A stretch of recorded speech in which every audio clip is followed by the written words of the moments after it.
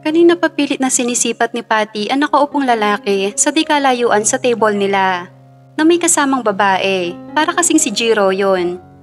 Pagdating nila sa isang bar ay umorder agad ng alak si Twinkle at nagiinom. Siya naman ay alalay lang sa pag-inom dahil mahirap ng pareho silang malasing. Hindi niya inaalisan ng tingin ang lalaki. Nang tumayo ang babae at alalayan ito ng lalaki patungo sa dance floor, ay natamaan ng ilaw ang mukha ng huli.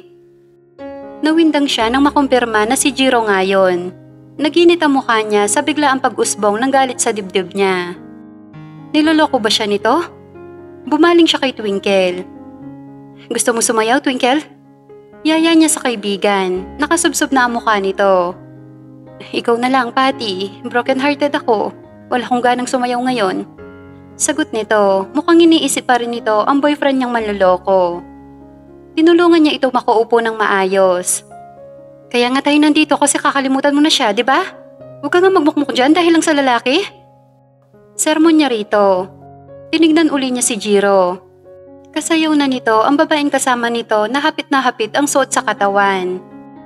Nakapulupot ang mga braso ng babae sa leeg ng kanyang nobyo. Mga walang hiya. Twinkle, narito rin si Jiro. Nagangat na mukha si Twinkle at sinundan ng tingin ang tinitignan ng kaibigan. Ilang sandali, tila inaaninag nito si Jiro. Bago ito napanganga at nababahalang tumingin sa kanya. Si Jiro nga. Wala akong kamali-malay na niloloko niya ako. Pero hindi ako maglulupasay at magmumukmuk lang sa isang tabi. Watch and learn, Twinkle.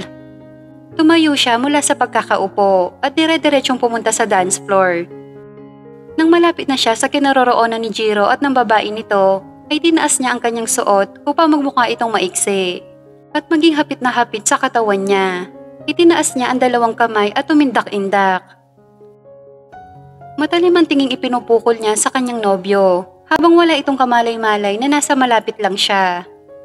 Lalong naningkit ang mga mata niya nang makita niyang hinahaplos-haplos ng babaeng kasayaw nito ang likod ni Jiro. Pagbalik niya sa kaliwa niya ay nakita niya ang isang lalaki. Ngumiti siya nang nangaakit at sinayawan niya ito. Kumunot ang noon nito pero saglit lang yon. Ngumisi ito at nakipagsayaw sa kanya. Kung gaano siya kasiglang sumayaw ay tinapatan din ng lalaki. Ano pangalan mo? Bulong nito malapit sa tenga niya. Queen. Pagsisinungaling niya. Hinawakan niya ang kamay nito at hinila niya ito sa tabi ni Jiro at ng kasama nito. Maharot na sumayaw siya sa harap nito. Sa gilid ng mga mata niya ay nakita niyang napatingin sa gawin nila si Jiro. Nakakunot ang noo. Lalo pa niyang pinagbuti ang pag-indak ng maharot. Huminto na si Jiro sa pagsasayaw. Nakangiti pero may talim sa mga mata na tinignan niya ito. Patty? Hindi siya sumagot. Sa halip ay inalis niya ang tingin dito at ipinagpatuloy niya ang pagsasayaw. Biglang may humawak sa isang braso niya. Paglingon niya ay nakita niya si Jiro na madilim ang mukha. Sinubukan niyang makawala sa pagkakahawak nito at siniko niya si Jiro. Masama ang tingin niya rito. Hey, don't touch my queen! Sigaw ng kasayaw niyang lalaki kay Jiro. Hinarap ni Jiro ang lalaki at walang sabi-sabing sinuntok nito ang lalaki. Natumba ito. Naghiyawan ang mga katabi nilang nagsasayaw. Hinawakan uli siya ng mahigpit ni Jiro sa braso. Saka ito bumaling sa kasamang babae. Babalik ako, Sylvia. Mag-uusap lang kami ni Patty. Saka mabilis siyang hinila paalis doon. Ngayon lang niya nakita na ganito kagalit si Jiro. Dinala siya nito sa hallway papunta sa CR at saka siya isinalya sa dingding. Aray! Reklamo niya. Tinignan siya nito ng matalim. Nakipagtigasan siya ng matalim na tingin dito. Akala siguro nito ay tatakbo na lang siya paalis ng lugar na yon at iiyak kapag niloko siya. Look at yourself, Patty. Para ka nagtatrabaho sa club. Ang sabi mo, pupunta ka sa bahay ng kaibigan mo. Mataray siyang sumagot. Ang sabi mo rin, kasama mo ang kaibigan mo. Yung pala nakikipaglantian ka sa ibang babae. Kailan mo pa ako niloloko? Malinaw naman ang usapan natin, di ba? Kung ayaw ng isa, sabihin lang sa isa. Makipaghiwalay na lang kaysa mga liwa pa. Pero anong ginawa mo? Niloko mo pa rin ako. Huminga ito ng malalim. Si Sylvia ang sinasabi kong kliyente at kaibigan ko. At hindi kita niloloko. Okay? Baka ikaw ang naloloko. Sino yung lalaking kasama mo? Galit na tanong nito. Ayan, kayo mga lalaki, diyan kayo magaling. Para mapagtakpan ng mga kasalanan nyo, binabalik nyo sa amin. Sino yung lalaking kasama mo? Ulit nito. Ewan ko, napulot ko lang kung saan. Sagot niya. Anong klaseng palusot yan? Nang makita kita sa dance floor na nagkikipagsayawan sa ibang babae, pumunta rin ako roon. Nakita ko yung lalaking yon na sumasayaw roon. Nakipagsayawan ako para ipakita sa'yo na kaya ko rin gawin ang ginagawa mo. Saka bakit hindi mo sinabi sa akin na babae ang kaibigan mo? Bakit hindi mo siya pinakilala sa akin noon pa? Bakit hindi mo na lang aminin sa akin na niloloko mo talaga ako? May kaibigan ba sinasayawan ng sexy ang kaibigan niya? Kulang na lang Pwede ba? Ako naman ang magsasalita. Galit na putol nito sa sinasabi ni Patty. Pinamaywangan niya ito. Bakit humihingi ka ng permiso? E di magsalita ka. Total, kailangan mo magbigay ng alibay, di ba? Ganyan na ganyan ang style ng tatay ko. Dadaanin ka sa paninindak. Saka babalik na rin si nanay. Pero hindi mo magagawa sa akin yon. Hindi rin kita iiyakan at hahabulin pagkatapos. Akala ko pa naman tapat ka. Yung pala, katulad ka rin ng tatay. Hindi na naituloy ang sasabihin dahil tinakpan nito ng kamay ang kanyang bibig. Pagsasalitaan mo muna ako, pwede? Hindi siya kumibo. Inalis nito ang kamay sa bibig niya. Yung kasayaw ko na babae, magkakaibigan ng pamilya namin, si Sylvia. Hindi ko siya naipakilala sa'yo dahil kadarating lang niya galing States. Dito na raw siya titira at ako ang engineer na kinuha niya para gumawa ng sarili niyang bahay. Gusto niya maglibang dahil broken-hearted siya. Kaya sinamahan ko muna rito. Paliwanag nito. Nang mahalata siguro nito na hindi pa rin siya kumbinsido, ay tinignan siya nito sa mga mata. Nagsasabi ako ng totoo. Tinignan niya ito ng diretso sa mga mata. Hindi ito nagtangkang umiwas ng tingin. Bakit ganun siya makasayaw sa'yo? Kulang na lang maghubad siya sa harap mo. Ganun talaga si Sylvia. Saka malambing talaga na kaibigan yon. Nag-iisang anak kasi na babae. Maiba tayo. Ang sabi mo, nasa bahay ka ng kaibigan mo si Twinkle. Bakit narito ka?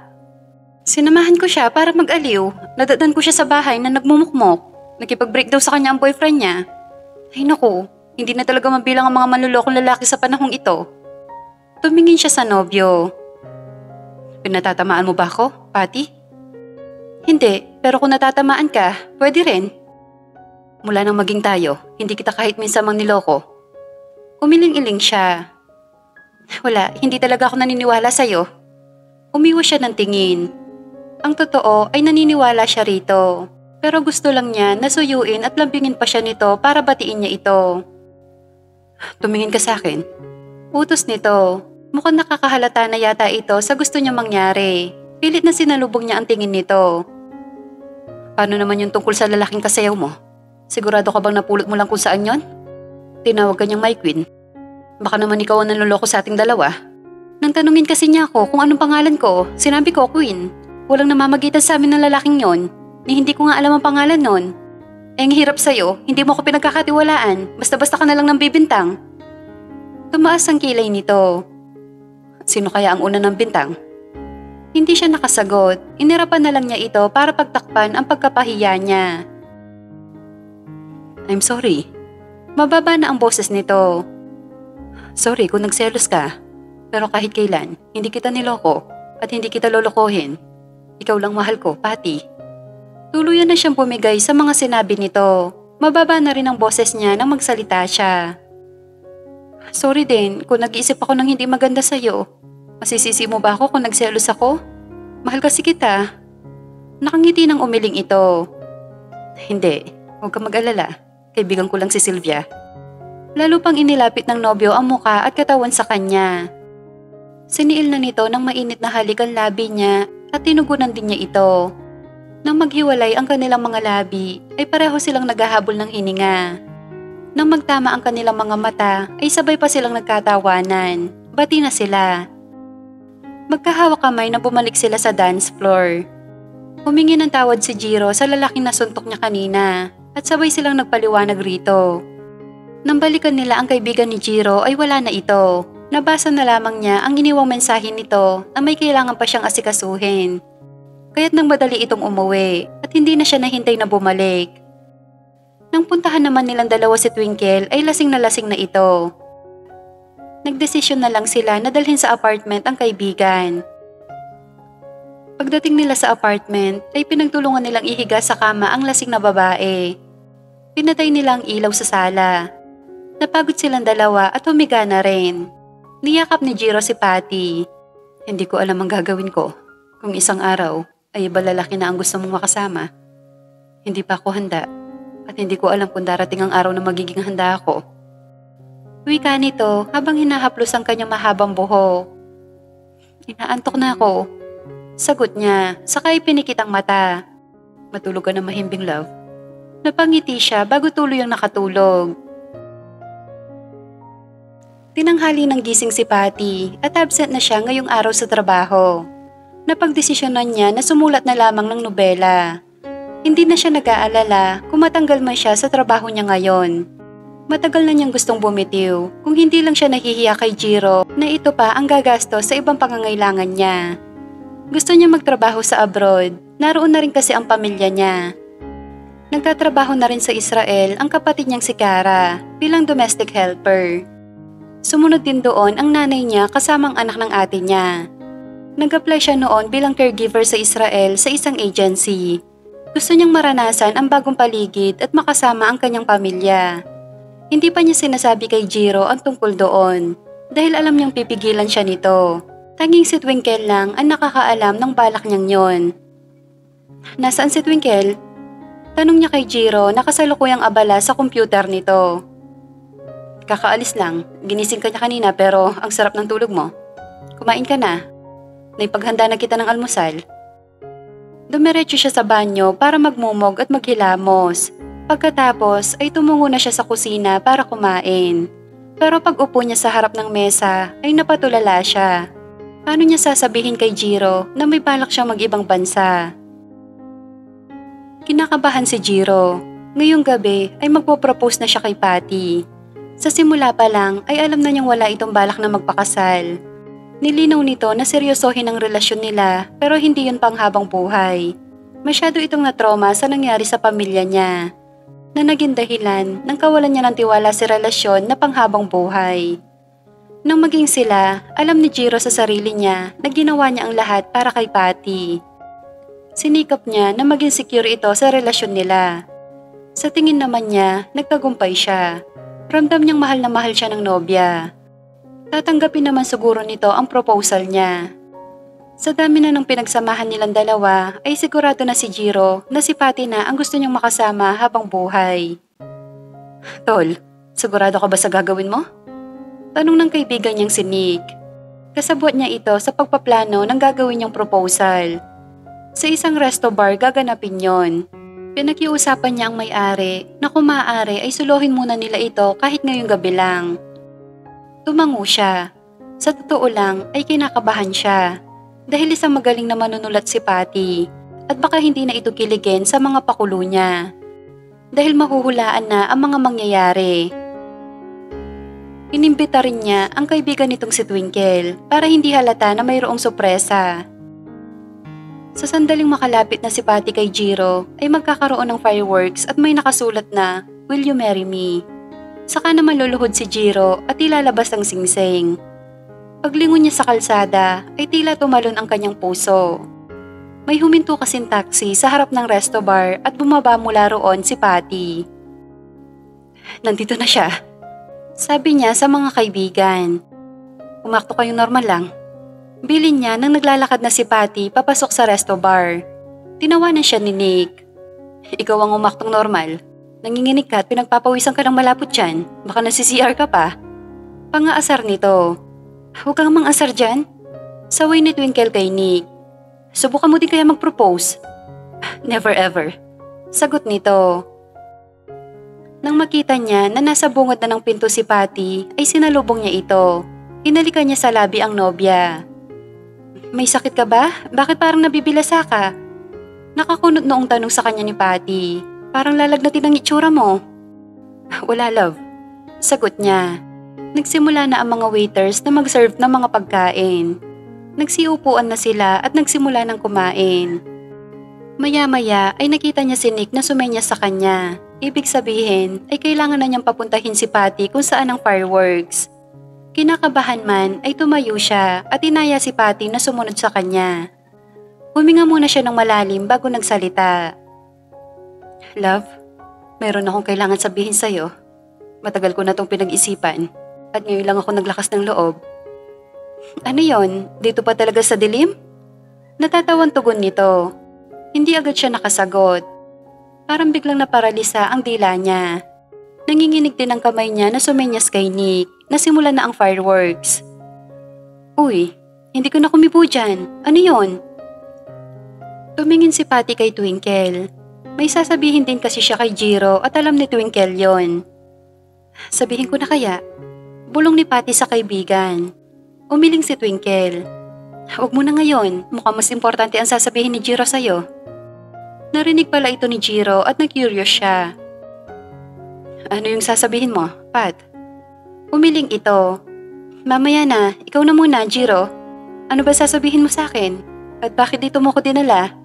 Puna nito. Maya-maya ba'y nagulat si Patty sa pumutok at sabay silang napatingin sa langit. Sa una, iba't ibang disenyo muna ang lumalabas rito at natuwa si Patty sa ganda. Hanggang sa mabasa niya ang Will You Marry Me? Halos hindi makahinga si Jiro. Liningon niya ito pagkatapos. Oh, how sweet. I love you.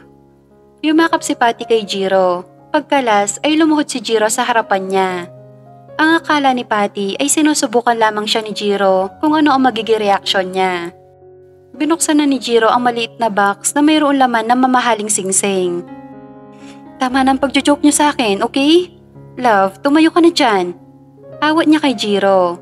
Hindi niya naisip na totoo ang pakulong ito dahil sa usapan nila ni Jiro noon pa. Magsasalita pa sana si Jiro na magsalita uli si Patty. Yun tungkol pala sa sasabihin ko sa'yo, Jiro. Kasi nag-apply ako ng trabaho noon pa Israel para makasama ko si nanay at ate roon. Aalis na ako sa susunod na buwan. Naikuyom ni Jiro ang kamay at naisara ang box na may singsing. Pakiramdam niya, gumuho ang mundo niya. Alam niya na ang sagot ni Patty sa tanong niya, kaya tumayo na siya. Bumalik na lang silang lahat sa kainan para ipagpatuloy ang pagkain. Nag-aalala ang mga kaibigan kay Jiro, ngunit hindi na lamang nila ito pinahalata para hindi madoble pa ang pagkapahiya nito. Mabilis na kumain si Jiro at para bang wala siyang kasama sa hapagkainan. Hindi niya pinansin ang mga kwento ni Patty. Huminga si Patty ng malalim. Hindi ba sinabi ko na sa'yo sa simula pa lang na wala akong balak magpakasal sa buong buhay ko? Walang nakaimik kahit isa sa mga kaibigan nila. Naaawa sila kay Jiro.